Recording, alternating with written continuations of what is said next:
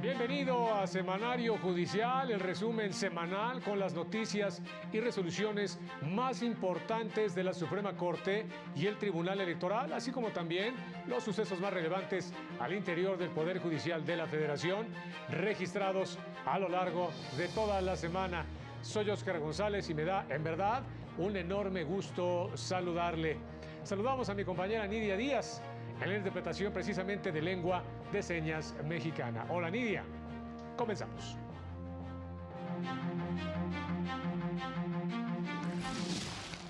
El Pleno de la Corte ordenó entregar versiones públicas de los contratos para la adquisición de las vacunas contra el COVID-19, pero reservando sus aspectos esenciales.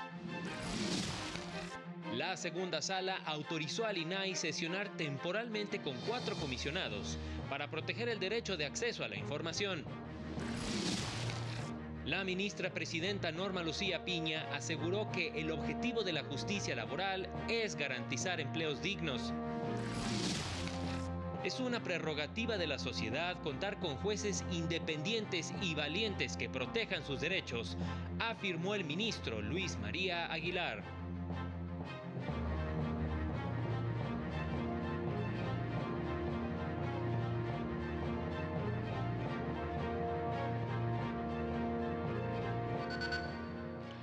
Pues qué gusto saludarle. Vámonos con toda la información. El Pleno de la Corte resolvió diversos artículos de revisión, esto en materia de seguridad nacional, relacionados con la compra de vacunas contra COVID-19.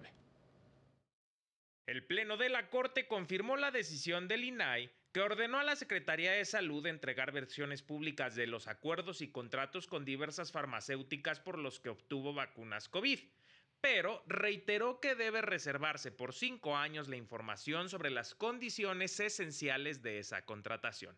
También rechazó los argumentos del Ejecutivo Federal que alegaba afectaciones a la seguridad nacional con la decisión del INAI que le ordenó entregar versión pública sobre el contrato con el Mecanismo Internacional de Adquisición de Vacunas COVAX, pues, subrayó el Pleno, la Secretaría de Relaciones Exteriores ya publicó elementos de ese contrato.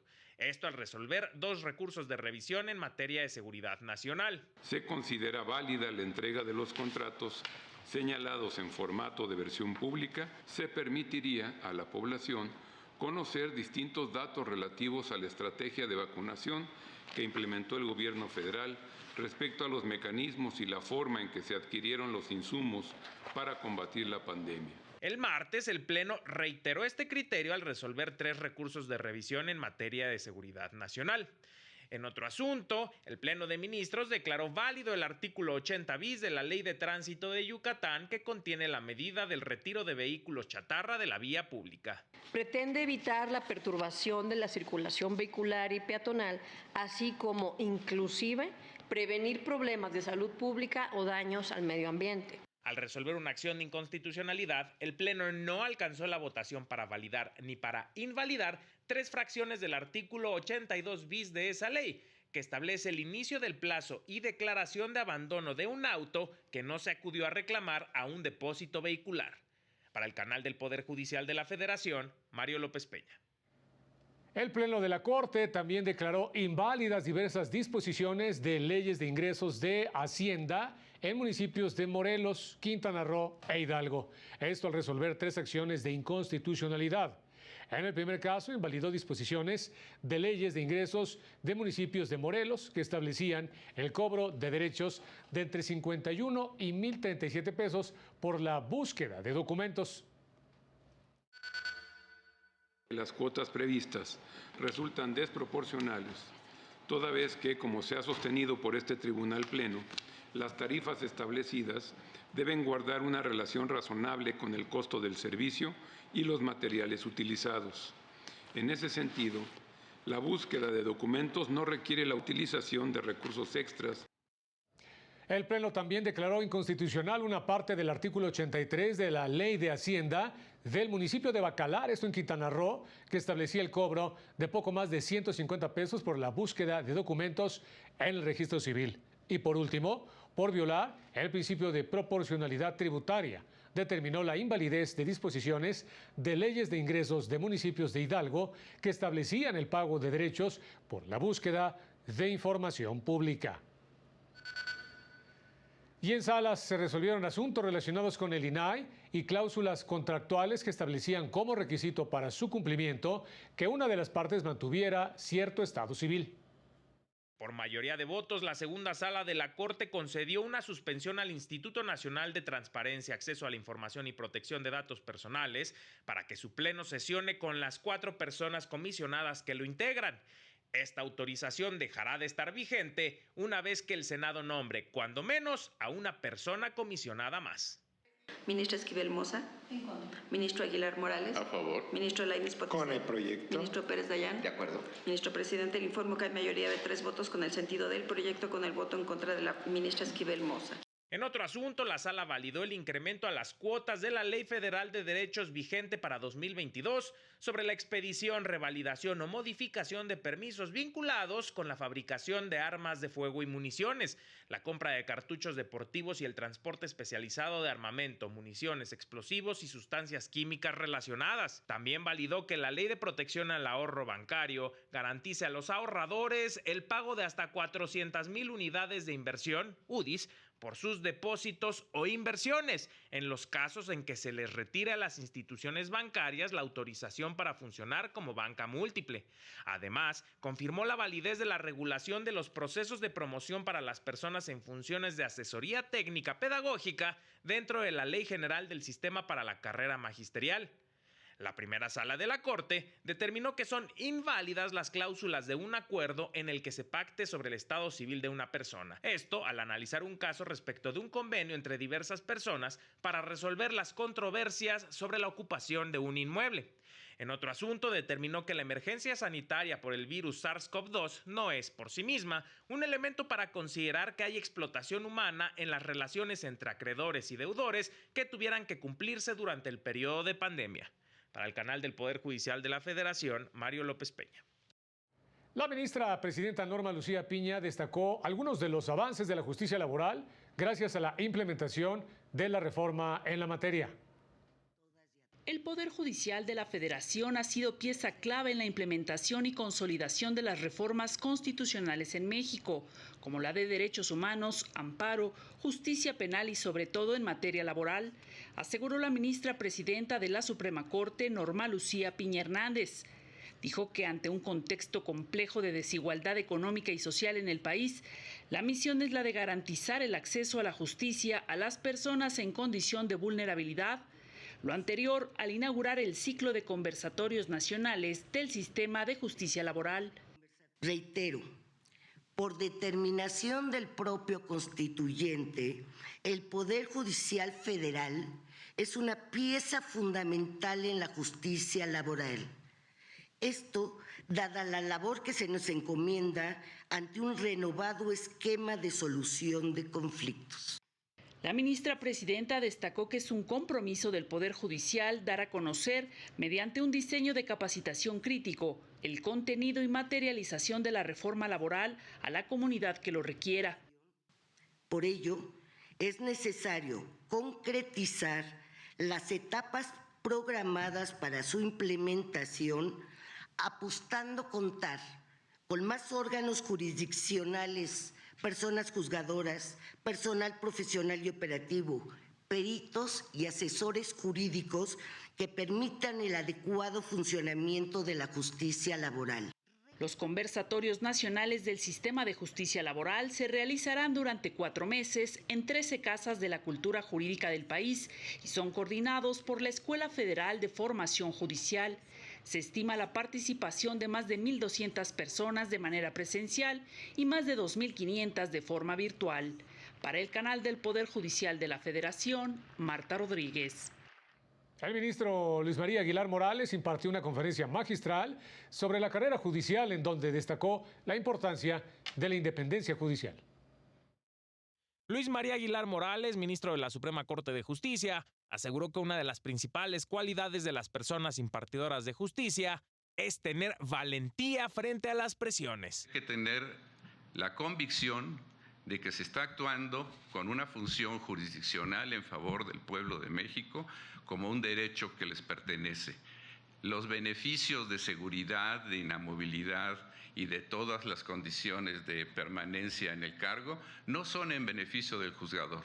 Y esto el Pacto de San José y la Corte Interamericana lo han reconocido, son cuestiones para que el pueblo tenga el poder judicial que realmente merece y debe tener. En conferencia magistral, el ministro Aguilar Morales destacó que la experiencia es un factor central para lograr mejores personas juzgadoras. No estoy muy convencido de estas posibilidades de llegar a ser juez de distrito mediante un curso que nada más se imparta. No me parece lo mejor. Yo creo que el que quiera hacer carrera judicial, que haga carrera judicial, que se flete en los distintos niveles, que vaya demostrando su capacidad, su interés, su vocación y su valentía para poder resolver los asuntos. Josefina Cortés Campos, directora general de la Escuela Federal de Formación Judicial, destacó que uno de los grandes retos para la escuela judicial está en el desarrollo de perfiles para ocupar cargos mediante los concursos de oposición. El concurso de oposición debe partir por el reconocimiento de perfiles. La Escuela Federal de Formación Judicial al día de hoy no cuenta con perfiles. Una de las primeras tareas que debemos cumplir en la Escuela Federal de Formación Judicial es el desarrollo de perfiles por cada una de las categorías que conforman la carrera judicial. Para el canal del Poder Judicial de la Federación, Mario López Peña. La Suprema Corte publicó el Acuerdo General de Administración B/2023 que modifica la denominación de la coordinación de la Oficina de la Presidencia para quedar como coordinación de fortalecimiento institucional.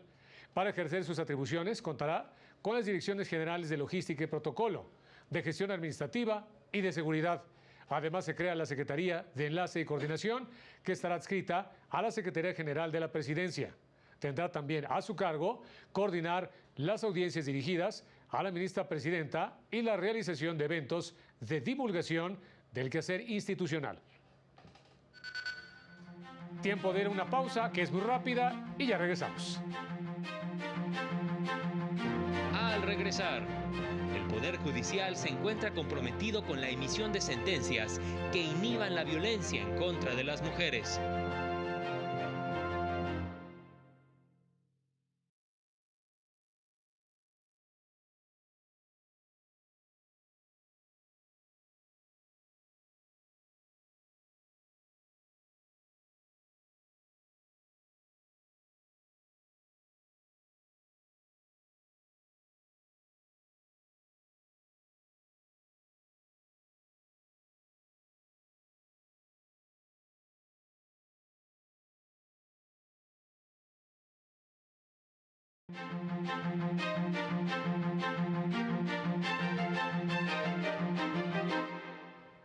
La ministra presidenta Norma Lucía Piña aseguró que está en manos de los jueces acabar con el dolor que ocasiona la violencia contra las mujeres. La ministra presidenta de la Suprema Corte y del Consejo de la Judicatura Federal, Norma Lucía Piña Hernández, aseguró que las personas juzgadoras en México tienen la gran responsabilidad de actuar desde la independencia e imparcialidad y con empatía y cercanía de lograr una justicia que detenga la violencia contra las mujeres.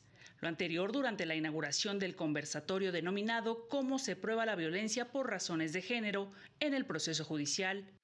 Nuestra responsabilidad está en cada sentencia, al determinar sus efectos, sus alcances, lo que realmente debe resolverse para acercarnos a una reparación real, para con ello disuadir siguientes casos de violencia. Destacó que desde el 8 de marzo el Poder Judicial Federal inició un proceso de escucha permanente con mujeres que atraviesan situaciones de violencia y desamparo. Escuchamos a mujeres que buscan incansablemente a sus personas queridas con sus propios medios, enfrentando no solo la ausencia e incertidumbre que hoy pesa tanto en sus vidas, sino también y fundamentalmente la ineficacia, indiferencia e insensibilidad de los sistemas de justicia para darles respuesta.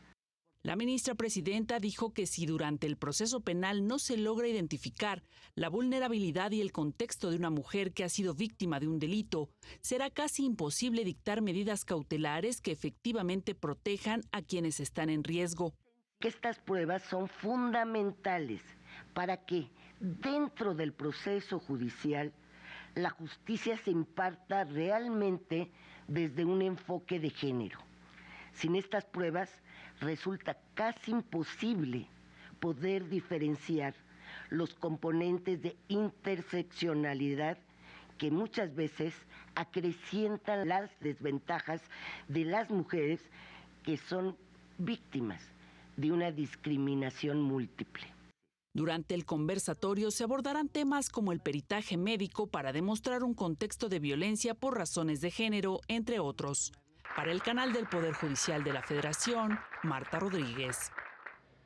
De acuerdo con datos de la Unidad para la Consolidación del Nuevo Sistema de Justicia Penal, desde el 24 de noviembre de 2014 al 31 de julio de 2023, los centros de justicia penal federal han atendido 443.262 asuntos y 126.213 causas penales. Ello principalmente por delitos contra la salud, portación de armas de fuego y robo de hidrocarburos. Asimismo, se han realizado 474.096 audiencias con 175.073 imputados. Más allá de lo que indican las leyes para combatir la violencia familiar, se debe juzgar con perspectiva de género. Así lo aseguró la consejera de la Judicatura Federal, Lilia Mónica López Benítez. Juzgar con perspectiva de género se ha convertido en una de las principales herramientas que tienen las personas impartidoras de justicia para frenar la violencia que se padece al interior de las familias. Así lo señaló la magistrada Lilia Mónica López Benítez, consejera de la Judicatura Federal, al participar en el ciclo de conferencias sobre violencia doméstica. Lamentó que pese a todos los esfuerzos, la escalada de violencia que vive el país se va recrudeciendo cada día y con mayores efectos para las familias y para la sociedad en general. Que hoy en día, además de tener diversas leyes que nos ayudan a la protección de la familia y de sus integrantes, dependiendo de la situación en que se encuentren, tenemos una herramienta muy, muy valiosa, que es juzgar con perspectiva de género. Y quiero destacar esta herramienta porque si bien la conocemos, nos hemos preparado en ella, a veces no advertimos cuándo podemos utilizarla. Y no advertimos porque desde mi punto de vista naturalizamos la violencia. La magistrada Taísia Cruz Parcero, directora del Instituto Federal de Defensoría Pública, también participó en la conferencia sobre Estado y desafío de la Judicatura Mexicana en la lucha contra la violencia doméstica. Lamentó que la normativa para enfrentar ese fenómeno está muy dispersa y destacó los precedentes que ha emitido el Poder Judicial de la Federación en materia de violencia familiar. La primera sala de la Corte ha dicho cosas tan relevantes como que el derecho a vivir en un entorno familiar libre de violencia es un derecho humano. Y es un derecho humano que, si bien no está reconocido de manera expresa en nuestro texto constitucional, deriva de la protección que nuestra Constitución establece en cuanto a otros derechos. Para el canal del Poder Judicial de la Federación, Juan Carlos González. Gracias a sentencias de la Suprema Corte, México fue pionero en la protección del derecho humano a un ambiente sano. La Suprema Corte de Justicia de la Nación ha desarrollado el marco de interpretación constitucional necesario para proteger a la naturaleza por su valor intrínseco. Así lo aseguró la titular de la Unidad General de Conocimiento Científico y Derechos Humanos del Máximo Tribunal, Alejandra Rabasa. La Suprema Corte de Justicia ha dicho, así, literalmente ha dicho, el núcleo esencial que protege el derecho humano al medio ambiente sano es la naturaleza por su valor en sí misma, por su valor intrínseco. Y eso para mí es un salto cuántico que ocurrió en la jurisprudencia constitucional mexicana por primera vez. En un conversatorio organizado por la Defensoría Pública, especialistas destacaron que la Constitución mexicana carece de un enfoque ecocéntrico. Sin embargo, los criterios de la Corte reconocen la representación jurídica de la naturaleza sin que tengan que demostrar un perjuicio en su contra.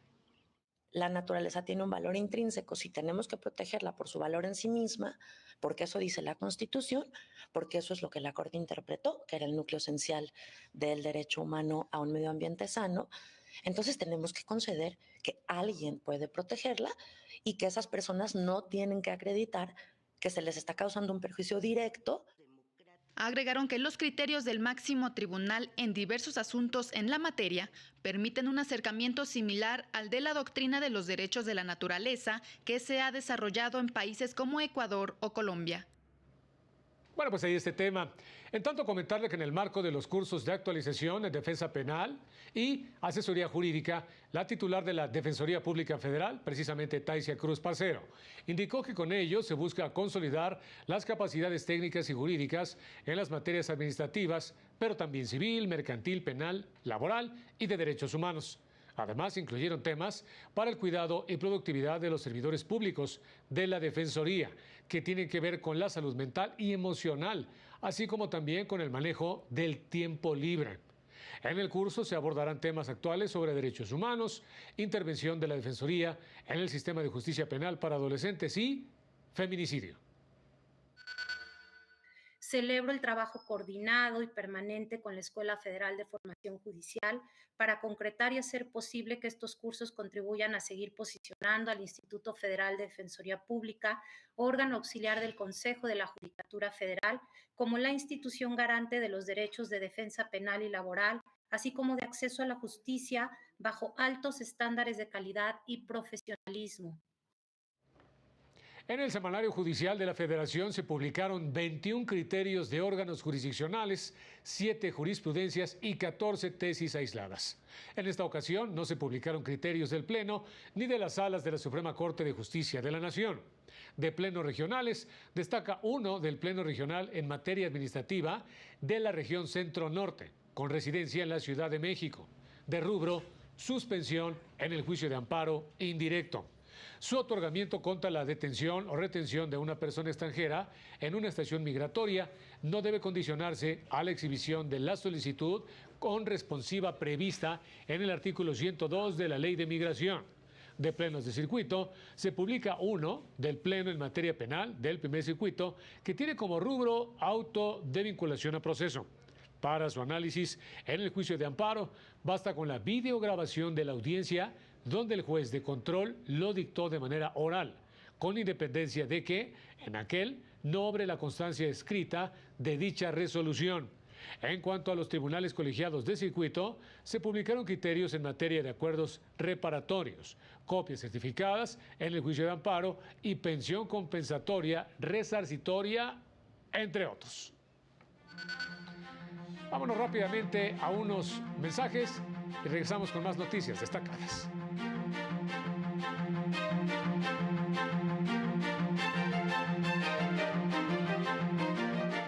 Más adelante, la Comisión de Fiscalización del INE sí puede verificar actos previos a los comicios presidenciales de 2024 de los partidos políticos.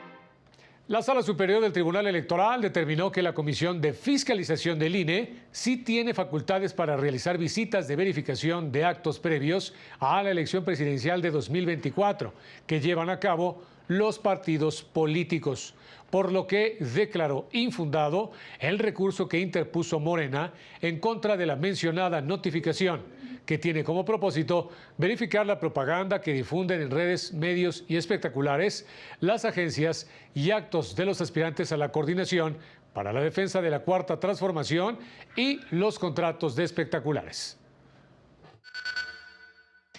Si bien en mi opinión no es conforme a la ley existente que los procesos políticos en curso están fuera de los tiempos del proceso electoral, en efecto sería más grave dejarlos sin fiscalizar y no conocer el origen y destino de los recursos públicos.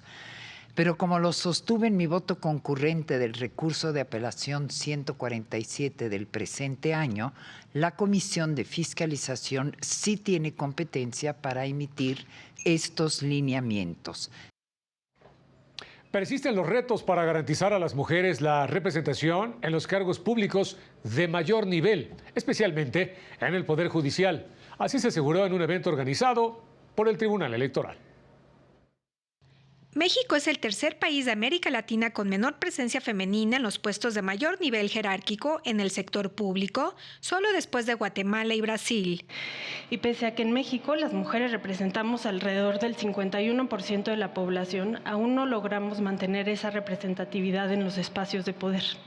Y lamentablemente el Poder Judicial sigue siendo un ejemplo de ello. En el marco del conversatorio Mujeres en el ejercicio de cargos públicos, expertos indicaron que aún existen brechas de género para ocupar puestos de mayor rango. Se trata de un porcentaje que plantea un falso escenario. ¿Por qué? Porque ese 49% está primordialmente compuesto por mujeres que laboran en puestos administrativos o de otra índole, y no se trata de un porcentaje que refleje la presencia de las mujeres en el universo del personal jurisdiccional ni de titulares de juzgados o magistraturas. Señalaron que debido a esta problemática, en el ámbito federal, únicamente el 25% de los juzgados cuentan con titulares mujeres, por lo que se deben implementar acciones para mejorar sus condiciones y permanecer en puestos de liderazgo. Para el canal del Poder Judicial de la Federación, Rosy García. En los estrenos de la semana, en Nuestras Juezas, que se transmite el lunes a las 9 y 9:30 de la noche, se abordarán los temas de desplazamiento forzado y mujeres, y violencia contra niñas, niños y adolescentes en las escuelas. El miércoles, a las 9 de la noche, en Diversidades, se abordará el tema de México, el Estado de Derecho y la globalización. Y el jueves, a las 19:30 horas, en Mujeres en la Justicia, se tratará el tema de niñas y jóvenes activistas. Antes de despedirnos, lo invitamos a mantenerse en la señal del canal del Poder Judicial de la Federación. Este lunes siga la sesión del Pleno de la Suprema Corte y en esta ocasión analizarán una controversia constitucional promovida por el Ejecutivo del Estado de Morelos en contra del Poder Legislativo, en la que pide invalidar disposiciones de la Ley de Ingresos y el Presupuesto de Egresos para 2023, que involucran fondos destinados a pueblos indígenas. Además, tiene lista 2 acciones de inconstitucionalidad, en las que se pide invalidar diversos artículos de las leyes de ingresos de los estados de Jalisco y Guerrero. Así llegamos al final de este espacio de noticias. Muchísimas gracias por haber estado con nosotros. Manténgase pendiente de esta señal. Soy Oscar González. Nos vemos en la próxima.